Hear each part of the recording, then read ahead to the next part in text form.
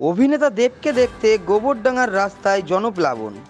বনগাঁ লোকসভার তৃণমূল প্রার্থী বিশ্বজিৎ দাসের সমর্থনে গোবরডাঙ্গায় রোড শোতে আসলেন অভিনেতা দেব। অভিনেতা দেবকে দেখতে হাজার হাজার উৎসাহী মানুষের ভিড়।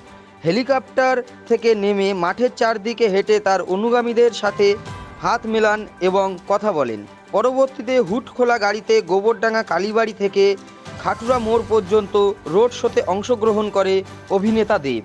তবে রাস্তায় নেমেছে, যেভাবে আজকে রাস্তায় নেমেছে প্রার্থীকে আশীর্বাদ করার জন্য, ভালোবাসা দেওয়ার জন্য এবং দেখার জন্য আমাদের আছে। তার মধ্যে আমার 200% মনে হয় যে এই লোকসভা কিন্তু প্রচুর ভোটে জয়যুক্ত হবে।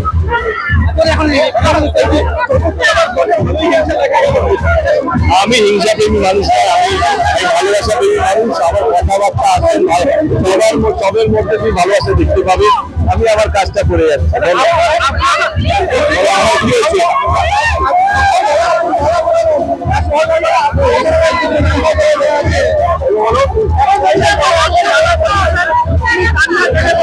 আমাকে দেখা যে আবেগটা, যে ভালোবাসাটা, এইটাই তো পাওয়ার পাওনা জীবন। এই ভালোবাসাকে সারা জীবন আটকে রাখতে চাই। সেই জন্য আমি সবসময় এটা বলি, আমার দল বা ওর দল নয়, আমরা সবাই ভারতীয় হবে। সবাইকে ভালো রাখার দায়িত্ব হচ্ছে আমাদের সবার। ভালো থাকবে। জনজোয়ার তো দেখতে পেলেন, অত্যন্ত 50,000 মানুষ আজ গোবরডাঙ্গা রাস্তায় উঠেছিলেন। যে মমতা বন্দ্যোপাধ্যায় এবারে নির্বাচন, উন্নয়নের নির্বাচন, আর একদিকে যিনি 5 বছর সাংসদ ছিলেন, মানুষ তার পরিষেবা থেকে বঞ্চিত হয়েছেন। জনসংযোগ বিচ্ছিন্ন একজন মানুষ, ভাওতা দিয়েছেন। কেন্দ্রের সরকার, বাংলা বিরোধী সরকার, বাংলা উন্নয়নটাকে বন্ধ করবার চক্রান্ত করছেন।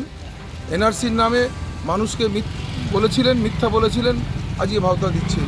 মানুষ স্বতঃস্ফূর্তভাবে মমতা বন্দ্যোপাধ্যায়কে ভোট দেওয়ার জন্য প্রস্তুত এবং তারই ফলপ্রসূ আজকে অত্যন্ত 50,000-এর উপরে মানুষ আজকে গোবরডাঙ্গা শহরে উঠেছিলেন এই মিছিল হবে।